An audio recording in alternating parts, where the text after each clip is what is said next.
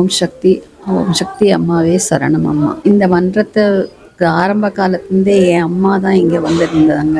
அவங்க தான் உதவிகள் எல்லாம் செஞ்சுருக்காங்க. அவங்க கூடவே நானும் வந்திருக்கேன். அம்மா நிறைய சோதனைகள் கொடுத்தாலும் நிறைய நல்லது பண்ணியிருக்காங்க. அவங்க முடிவு பண்ணதுபடி தான் என்னுடைய திருமணமே நடந்தது. அதுக்கப்புறம் நிறைய நில விஷயம் கூட நாங்கள் ஒருத்தர்கிட்ட அட்வான்ஸே வாங்கிட்டார் எங்கள் அப்பா. அதை விற்க வேண்டாம், அதை கொடுத்துருங்க அப்படின்னு சொன்னாங்க.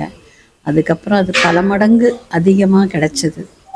எல்லாமே அம்மாவை நம்பி வரவங்க என்றைக்குமே எதையுமே இழந்ததில்லை. பல மடங்கு நன்மைகள், பல மடங்கு ஆசைகள் கிடைக்கும். அதனால் அம்மாவை நம்பி வந்தோம்னா அம்மா கண்டிப்பாக அருளுக்கு வருவாள் எல்லோருக்கும். அதனால் சோதனை கண்டு பயப்பட வேண்டாம். அம்மா கூட இருந்தால் எல்லாமே சாதனையாக முடியும்.